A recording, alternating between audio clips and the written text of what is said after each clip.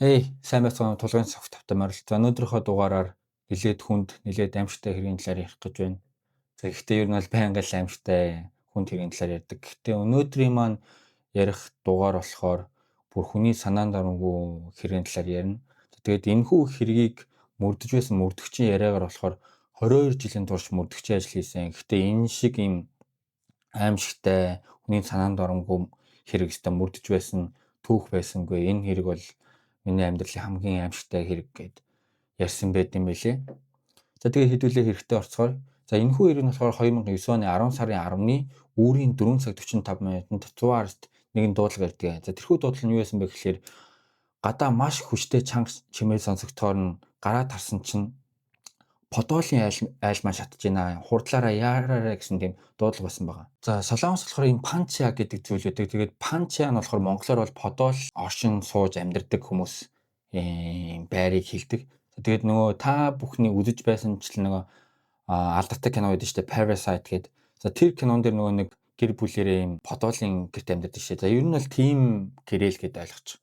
За тэгэд энэхүү гэр шатаж байна гэсэн тийм дуудлага ирсэн байна. За 109-ийн аль пагчдын мэдээлснээр болохоор дээдлийн айл болон хажуугийн айл руугаа гал алдаагүй байна. За гэхдээ яг гал гарч исэн айл руу нэвтрээд орох гэсэн чинь 40-өөс 45 насны орчмын эмэгтэй өмдөн шатчихсан ингээд нилээд хэцүү болчихсон гарч ирсэн гэж байгаа. За тэгэд гарч ирэнгүүтээ гэрт маань охин маань байгаа амийн авраараа туслаараа гуйж ийна гэд тэгээд ухаан алдсан гэж байгаа байхгүй юу. За гал унтраах байгууллагын ажилчид яаралтай гэрлүү нэвтрээд охиныг өрөөнөөс нь гаргаж ирдэг. За тэгээд охин маш их угаарцсан ямар ч ухаангүй байсан байгаа. За ингээд ээж охин хоёр яаралтай эмнэлэгт хүргэгдэж мөрдөгчд болон гал унтраах байгууллагын энэ хэргийн газар бүслэг шинжилгээ хийхлээр ордгоо.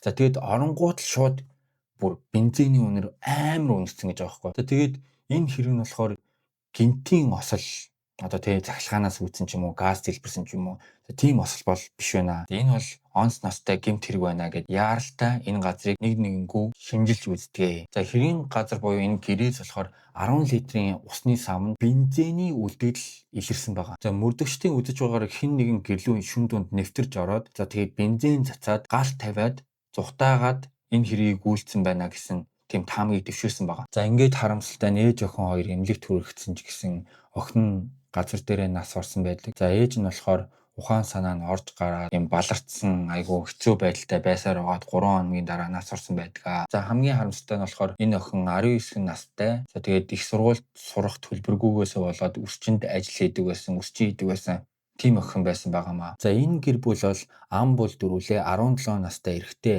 ахлах сургуулийн сурагч хүү 19 настай охин ээж аавын хамтаар амьдардаг байсан байгаамаа. Ээж нь цагийн ажил хийж аав нь эрүүл мэндийн бүтээгдэхүүн зарж борлуулдаг ажилдаа эдийн засгийн нэлээд тийм хүнд нөхцөлтэй амьдардаг гэр бүл байсан байдаг. За тухайн гал гарах үед болохоор аав хүү хоёр бол гэртээ огт байхгүй байсан байгаа. За тэгээд хамгийн түрүүнд аав хүү хоёрыг яаралтай дуудаад мэдүүлэг авч эхэлдэг. За тэгээд тухайн өдөр юу хийж исэн бэ гэд энэ хоёр хүнээс асуусан чинь аав нь болохоор Суван хотод танилинда хөл бөмбөг үзээ тэндээ ингээд хонж исэн. За хүүн нь болохоор Кавандо аймаг руу ингээд аялахаар найзтайгаа явсан гэсэн мэдүүлгийг тусцсан гэсэн. За мөн хөршүүдээс мэдүүлэг авахд бол энэ гэр бүлийн эхнэр нөхөр хоёр бол хоорондоо маш эв түнжин муутай, байнгын хэрүүл маргаантай байдаг байсан гэсэн мэдүүлэг өгсөн байгаа. За учир нь юу байсан бэ гэхээр энэ одоо гэр бүлийн аав одоо нөхөр нь болохоор гэр бүлдээ ерөөсөө эдийн засгийн тийм тусалцаа үзүүлдэггүй мөнгө олж ирж нэг тийм өгдөггүй айгүй тийм хэцүү хүн байсан байжээ. Мөрдлөгийн явцад болохоор ээж охин хоёрыг тийм алах гэсэн тийм үс шонцонтой хүн ч юм уу тийм муудалцж байсан хүн бол ерөөсөө огт олдог байгаа. Яагаад гэвэл ээж нь болохоор маш тийм уйхан сайхан сэтгэлтэй. За охин нь болохоор ажил дээрээ маш тийм хичээнгүй ажиллаа хийдэг. Хүмүүстэй амар найрсаг ханддаг юм ээж охин хоёр байсан байгаа. За тэгээд мэдээж гэр бүлээс хэн нэг нь амьд үлдсэн тохиолдолд бол мэдээж хамгийн түрүүнд мэдүүлэг өгдөг. За тэгээд хамгийн түрүүнд энэ гэр бүлийн аавыг сэжиглээд нөхрийг нь сэжиглээд мэдүүлэг авч эхэлдэг. За хамгийн их сэжиглэгдэж байсан энэ нөхөр энэ хэрэгтэй огт холбоогүй болж таардлаа. За учир нь болохоор энэ нөхөр нь тухайн өдөр яг тэр Суван хотод тэр танилинда бүр хөл бөмбөг үзээд пив уугаад за хэн хідэн гол хийсэн яасан гэд бүр нэг нэгэнгүү тодорхой мэдүүлэг өгсөн байна. Тэгээд нөгөө танилын дуудаж авчраач гэсэн мэдүүлэг авахуд бол нотлоод ер нь бол энэ хоёр хамт байсан. За тэгээд гадаагаар чинь хог мог асгасан энэ гээд одоо мэдүүлгүүдээс нь бүгднгийн авч үзээд шалгаад үзсэн чинь энэ хэрэгтэй огт холбоог болох нь нотлогддог. За хоёр дахь с ิจ гтэн болохоор энэ гэр бүлийн мэдээж 17 настай нөгөө эрэгтэй хүү, сурагч хүү. За энэ хүүгийн бас алибай нь тогтоогддог. За алибай гэдэгт болохоор нь шүү дээ тий. Тухайн хэрэг гардаг үед за хэн нэгэн тий одоо энэ с ิจ гтэн тухайн цаг үед яг юу хийж ийсэн, хаана явж ийсэн. За тэр нь ингээд хэрэгтэй холбоогүй болох юм бол алибай нь тогтогдлоо. Энэ хүн хэрэг хийгээгүй байна гэдэг нь тогтоогддог тийм нэр томьёо. За тэгээд энэ хүүгийн алибай нь бас тогтоогдсон байгаамаа. За яагаад гэвэл энэ нөгөө нэг хүн тухайн өдөр найзуудтайгаа Кавандо аймаг руу аялахаар явсан гэсэн нэрээ тий. За тэгсэн чинь Кавандод очоод найзуудтайгаа зураг хөрөг даруулад за тэгээд сошиал хуудсандаа хүртэл тийм зураг оруулсан тийм нотлох баримт хүртэл олцсон байгаамаа. Тийм болохоор алибайн тогтоогдож энэ хүү бас ингэж с ิจ гтний жагсаалтаас ингэж арчигддаг. За мөрлөг шаргалтын явцад болохоор энэ шатсан гэрээс 100 метрийн цаанд байрлах гудамжны CCTV-д нэг хүн бичигдсэн байдгийг олж тогтоодгоо. За энэхүү бичигдсэн хүн байж тээ 119-т 4 цаг 45 минутанд дуудлага ирснэдээ тээ. Түүнээс 3 минутын дараа 4 цаг 48 минутанд бичигдсэн байдаг. За энэ бичлэгийг үзээ заяа. Энгийн хүнээр болохоор зүгээр нэг юм цагаан бодоологтой зүгээр хүн ингээд дугуйгаа түрээ явж таа л гэсэн. Ер нь бол ойлголтыг аван заяа. Тэгсэн чинь мөрдөгчд үзэнгүүтээ энэ бүр маш с ิจ гтэй хүн байна гэд үзсэн байгаа. За энэ хүн болов штэ тий. Дотоочтойгоо явж гин. Нэгт. Хоёрт энэ хүн хөл нүцгэн явж гин. Тэгээд шүн дунд хөл нүцгэн цагаан бодоологтой. За тэр 10 сард тий. Ер нь 10 сарын 10-нд бол Солонгос нэг жоохон тийм хүүхд жоохон орох гээд дээгүүрээ ер нь л бол цамцтай л явж идэг үе байгаа. Тэгэд энэ хүн ч одоо тийм ийм шөнийн үүрийн цагаар яахлаар ийм явж идэг үлээ гэд мөрдөгчд бүр сэжилж эхэлдэг. За тэгээд мөрдөгч энэ бичлэгийг үзээд энэ хүн ер нь бол баталгаатай энэ хэрэгтэй холбоотой байна гэж үзсэн байгаа. Учир нь болохоор энэ гал гардаг өдөр хөршүүдийн нэг нь гудамжнаас тийм шатсан гүртэг. За тэгээд шатсан өмд таавчиг 3 олсон байгаа. Мөрдөгчдийн үзнээр бол энэ хүн гал тавьчаад өмд күртийн шатсан. За тэгээд аргагүй өрхөнд гудамд өмд күртгээ тайлаад хаяад цухтаасан гэсэн тийм таамаглалыг дэвшүүлээд энэнийхээ араас хөөж гисэн байна. Энэ олцсон хувцсыг шалгуулад үзсэн чинь огт ДНХ гэх зүйл ерөөсөө огт олдог байгаа. За тэгсэн мөртлөө энэ хувцсны эзнийг маш амархан олчих юм шиг цагдаа нарт санагдсан байна. За энэхүү хувцс нь бол биш дээ. Тухайн үед 10 жилийн хүүхдүүдийн дунд бүр маш их алдартай болж исэн хувцс байсан байна. North Facing куртэг. За тэнгуүтээ ямар брэнд юм лээ. За брендийг марцсан шүү. Ямар ч нэг брендийн өмд, бие тамирын өмд. Тэгээд Солонгос тийм алдартай юм 3-6-астай юу таавчиг хард цагаантай юм таавч байдаг. За энэ 3 болохоор за ер нь бол 10 жилийн хүүхэд юм уу? Ер нь залуу хүм энэ хэрийг хийсэн байж магадгүй юм байна да. За яагаад гэвэл энэ гэр бүл чинь 19 настай охин байгаа, 17 настай хүү байгаа. За энэ хоёртой өв шонсон ч юм уу сансан хүүхдүүдийн нэг нь энэ гэр бүл ингээд хөнөөгдсөн биш байгаа даа гэсэн бас таамаг ингээл нэг нэгээрээ дэвшигдэл гарч ирсэн байгаа юм л та. За тэгэд энэ хувцсны эзнийг болохоор цагдаагийн байгууллагаас энэ тэнд ингээд зарлал нааж ирсэн байгаа. За энэ хувцсны эзнийг ингээд харсан үтсэн хүн байна уу? Ийм хувцастай хүнийг таньж мэдэх хүн байна уу? Гэт тийм зарлал наасан байгаа. За энэ зарлал наасаас яг 7 хоногийн дараа цагдаагийн байгууллагт нэг өөр нэгэн хэрэгээр өсвөр насны бас нэгэн хүүхэд цагдаа мэдүүлэгөө сууж байдаг. За тэгээд гинт байж ийснаа тэр нөгөө зарлал руу харснаа цагдаахаа энэ миний куртэг вэ штэ. Энд яахлаар явж идэг үлээ гэд бүр тийм хүн гайхшруулам үг хэлсэн баг. Энэ куртэг яг чинийх мөн үгүй асуусан чинь мөн өө энэ куртэг яг минийх мөн зүүн мөрөн дээрээ жижигхэн урагдсан байхаа итгэхгүй бол та хараад үзгээд. Тэгээд мөрдөгч цагдаа нар чи нөгөө куртгийг авчираад зүүн мөрийг харсан чи яг зүүн мөрөн дээрээ жижигхэн урагдсан байсан. Үнэн болж таарсан байгаамаа. За энэхүү хүүхдийн мэдүүлгээр болохоор найзуудаараа энэ куртгийг баг нээлж өмсдөг. Ер нь энэ тэнд ингээл өмсвөл хин нэгэн дуртай ингээл өмсөө явж идэг.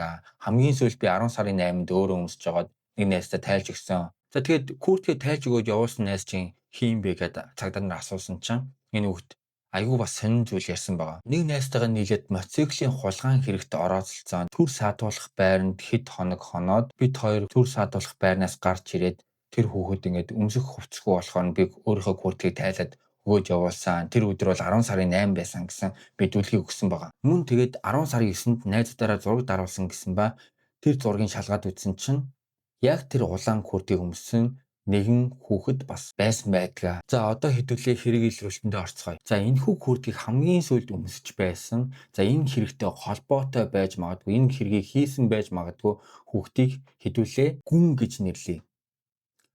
За гүн болохоор 15 настай гүнийг хаана байгааг олж тогтооход мөн нэгэн дээрмийн хэрэгээр цагдаагийн байгуулагт шаардуулагдсан байдаг.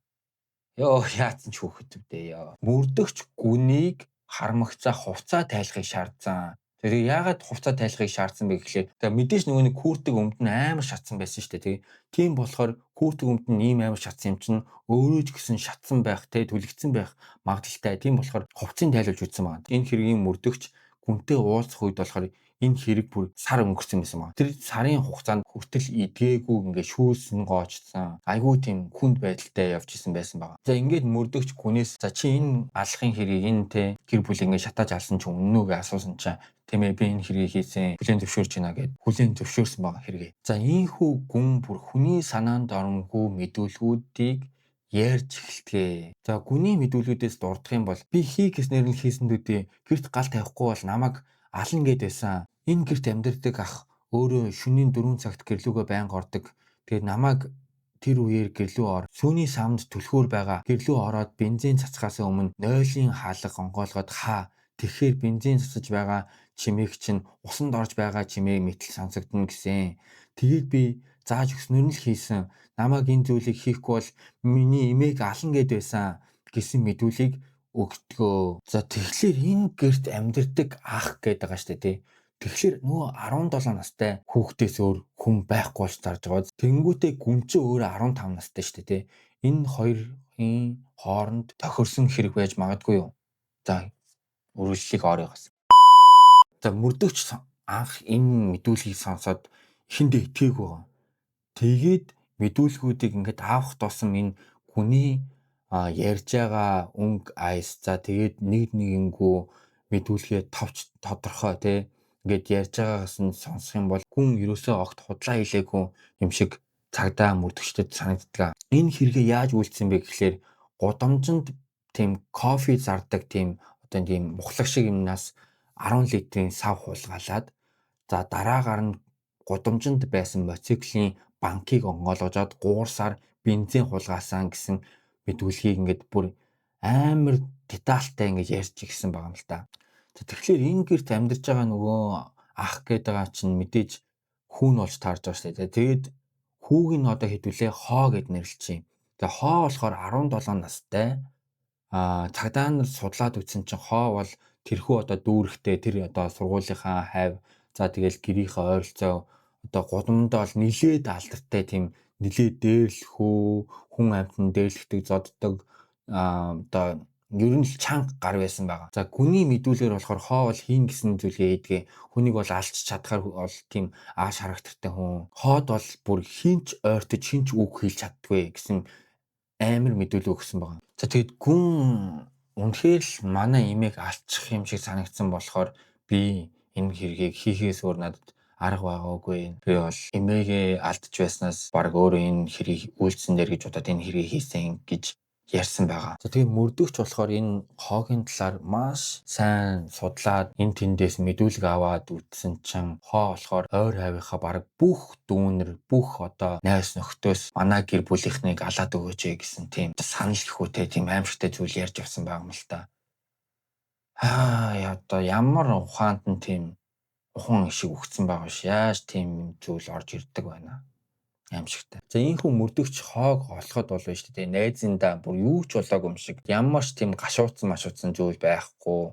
Бүх зүйл ингээд өнгөрсөн баларсан юм шиг байдалтай байсан байгаа. За тэгээд тэр дорой хоог найзынх нь гэрээс баривчлаад цагдаагийн хэлцэд авчирдаг. Цагдаагийн хэлц дээр авчираад мэдүүлэг авч эхлэхэд болохоор эхэндээ би энэ гэмт хэрэгтэй ерөөсөө орооцолтойгоо энэ гэмт хэргийг хийгээгүй гэсэн мэдүүлгийг өгч жагаад за гүн өөрийнхөө мэдүүлгийг өгөөд энэ хэргийг чамтай хамт ингээд нийлээд хийсэн гэсэн мэдүүлэг өгсөн. Чи яахлаар худлаа яриад байгаа ингээд хэлсэн чинь хоо тэр дорой за 5 минут л та надад өгч гээд 5 минут мөрдөгчөөс гуйсан ба. Тэгээд 5 минутын дараа энэ хэргийг хийснээ хүлээн зөвшөөрдөг.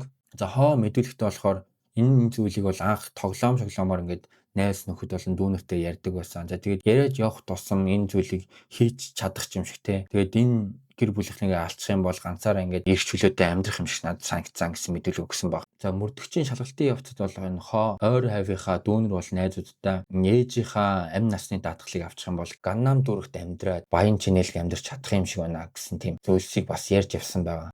Энэ алга бол аавда дургуугаа илэрхийлж аавыгаа ер нь хөнөөх зорилгоор үйлцэн гэмт хэрэг байсан байгаа. За учир нь болохоор энэ дунд ангитай одоо тийм маш ирээдүйтэй гүйлтийн тамирчин болох үс тийм хүүхэд байсан байна.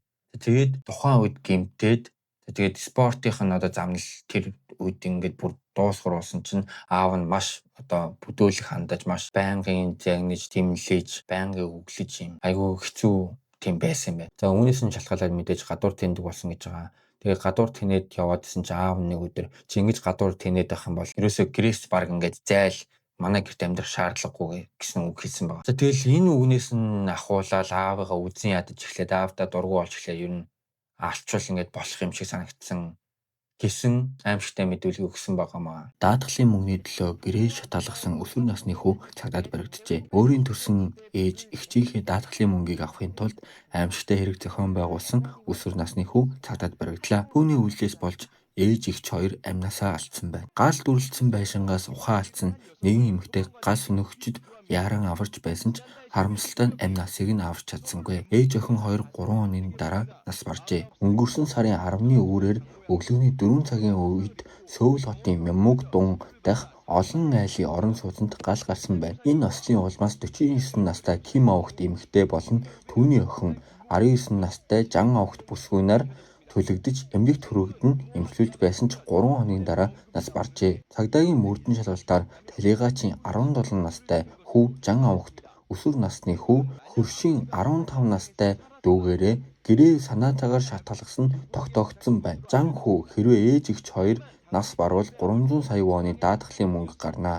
Түүнээс чамд хувь өгнө гэж амлаж дүүгээрээ гал тавиулжээ. Бүр цаашлаад хэрв аав нь галын газраас амьд гарч ирвэл хутгаар хутгаж алаарай гэж хүртэл даалгасан ил болжээ. Гэвч тухайн үед аав нь орон нутагт томилолтоор явж байсан тул азар амьд үлдсэн байна. Гал тавьж байх мөчид Жан хүү найз охинтойгоо Квандогийн нэгэн амралтын газар зугаалж зураг авч интернетэд нийтлсэн алибай зохиох гэсэн орлого байжээ. Гэвч галын газрын CCTV дээр мотоциклоор зугтаж буй 15 настай хүүгийн дүрс бичлэг бичигдснээр хэрэг ил болж улмаар зохион байгуулагч Жан хүү баригдсан байна. Жан хүү цагдаагийн мэдүүлэгтээ аавтайгаа харилцаа муу байсан. Даатгалын мөнгийг авч Ганнамд нэг удаа сайхан амьдармаар байсан хэмээн ярьсан гэж мэдээлжээ. Одоогоор цагдаа нар Жан хүү гэр бүлийнхнийгээ алахыг зохион байгуулсан өдөө хатгсан зэрэг ноцтой хэрэгт буруутхан баривчлах хүсэлт гаргасан байна. За тэгээд хүнийг айлгаж сүрдүүлж ер нь ятгасаар бод энэ гэмт хэргийг ингээд төлөвлөөд үйлдвэрлэдэг. За төлөвлөгөө нь болохоор Квандо аймаг руу найзуудтайгаа аялна. За тэр хооронд чи бензин олоод манай гэр бүл ингээд шатаагаад алаа гэсэн тийм төлөвлөгөөг боловсруулад гэх юм уу да юу гэмтэй ёо. Тим зүйл муухай зүйл төлөвлөөд тэгээ энэ гэмт хэргийг ингээд үйлдсэн байгаамаа. Гэхдээ тэгээд одоо гүн хүний дарамтанд орон барин байж ийм аимшигтай гэмт хэрэг орооцчл байдаг. Тэгэл мэдээж эн чинь тэгэл хэдий хүний дарамт шахалтанд орсон ч гэсэн эн чинь гэмт хэрэг үйлдсэн л үйлдсэн шүү дээ тий. Тэгээд ийхүү болон гүн тос бүр 13 жилийн ял сонсдгоо. Нэг нь 15 тагаас нэг нь 17 тагаас хойш ингээд шоронд 13 жилийг ял авч ийн гэхээр хайрн хүүхэд нас хайрн залуу нас харамсалтай байгаа шүү. Тэгээд ер нь дүүнертэй болон энэ өсвөр насны хүүхэд үзчихвэл ер нь ухаантай байгаарай. Сэтгэл хөдлөлөөр ямарваа нэгэн зүйл битгий хандаарай тий. Тэр нэг захиж хэлмээр байна. Ер нь л хүн сэтгэл хөдлөлөө байрч ийжэл ер нь эрүүлэр сэтгэдэг, илүү ухаалгаар сэтгэдэг. Тийм болохоор сэтгэл хөдлөлөө бариараа.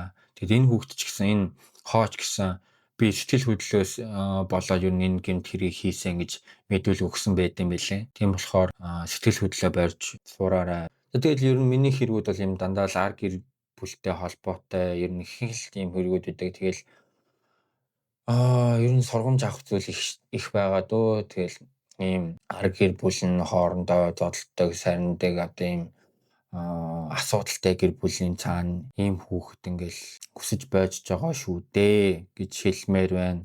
Тийм болохоор би байнга л хэлдэг. Хүүхэдтэй хайртай байгаарай, хүүхдээ хүндэлдэг байгаарай, хүүхдтэйгээ ярилцдаг байгаарай гэж хэлдэг. Тэгээд хүүхдээ манайхан ойлгоцгой, хүүхдээ хайрлаарай манайхан. Хүүхдээ хайрлаж ижил ер нь бол ирээдүйн Монгол илүү сайхан болно гэж боддог. Тийм болохоор хүүхдээ манайхан хайрлаарай. За намайг дэмжээрэй, subscribe дараарай, лайк дараад өгөөрэй, комент ч ярьдаг өгөөрэй.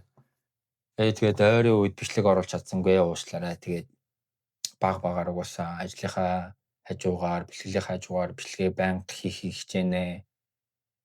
За тэгээ манайхан лайк дараад өгөөрэй. Баярлалаа. Хичээнэ. Баяртай. Yeah.